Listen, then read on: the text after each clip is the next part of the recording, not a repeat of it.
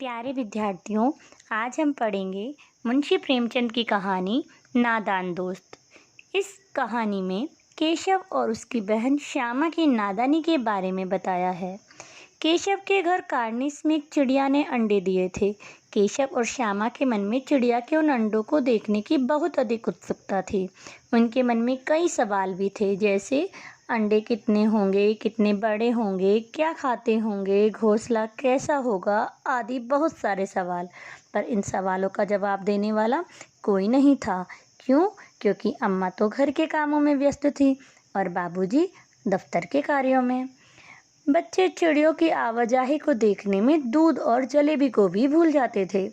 कुछ दिन बीतने के बाद केशव और श्यामा अंडों को देखने के लिए बेचैन हो उठे। उन्होंने अनुमान लगाया कि अंडों से बच्चे निकल आए होंगे। चिड़िया बेचारी इतना दाना कैसे और कहाँ से ला पाएगी कि सभी बच्चों का पेट भर सके।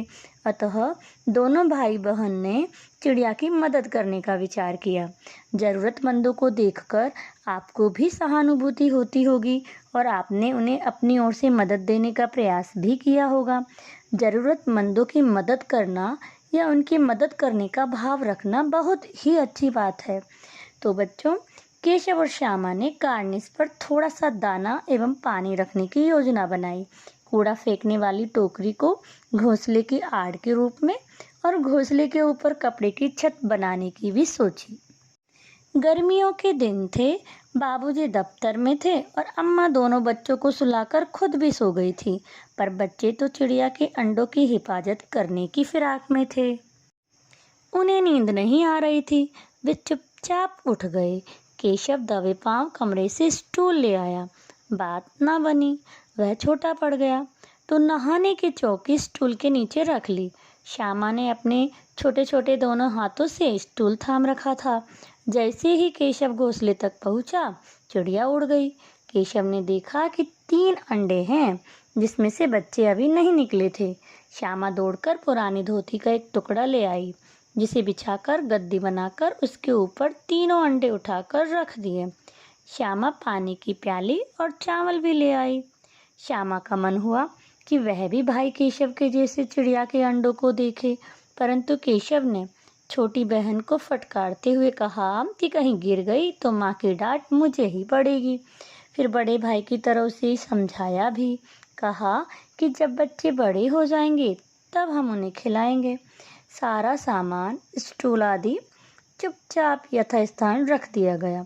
माँ की आँख खुले तो दोनों को डांट डपट कर फिर से सुला दिया। अब बच्चों को नींद आ गई, क्योंकि मन की साध यानी इच्छा पूरी हो गई थी चिड़िया की मदद करने की। 4 बजे अचानक श्यामा की नींद खुली। उसने कार्निस के पास अंडों को जमीन पर पड़े हुए देखा तो फौरन केशव भैया को बुलाया। केशव देखता है कि जमीन पर पानी की प्याली और चिड़िया के अंडे फूटे हुए पड़े हैं। तभी अम्मा भी वहां आ गई। दोनों को बहुत डांटा भी। श्यामा को लगा कि ये सब केशव भैया की गलती से ही हुआ है। उसने माँ को शिकायत की कि भैया ने अंडों के नीचे गद्दी बिछाई थी। तब माँ ने उन्हें समझाया कि तुम इतना भी नहीं जानते कि अंडों को छूने से वह गंदे हो जाते हैं। फिर चिड़िया उन्हें नहीं सहती। चिड़िया ने तो कार्निस को सुरक्षित जगह समझकर अंडे दिए थे।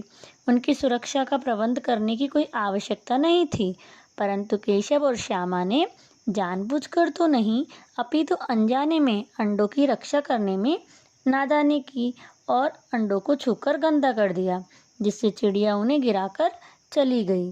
केशव को कई दिनों तक अपनी गलती का एहसास रहा, उसका पछतावा करता रहा। वह उन्हें याद करके कभी कभी रो भी पड़ता था। दोनों चिड़िया फिर वहाँ कभी नहीं दिखाई दी। दोस्त वो होते हैं जो अपने दोस्त की ज़रूरत पड़ने पर हर संभव सहायता करते हैं, अपने मित्र की भलाई चाहते हैं। उन्होंने तो दोस्त की तरह ही उसकी मदद करनी चाहिए चिड़िया के बच्चों की, परंतु उनकी नादानी यानी नासमझी के कारण उल्टा उनका नुकसान कर बैठे। इस प्रकार किसी भी कार्य को यदि करें तो अपने बड़ों से, मम्मी पापा से पूछ कर ही करें।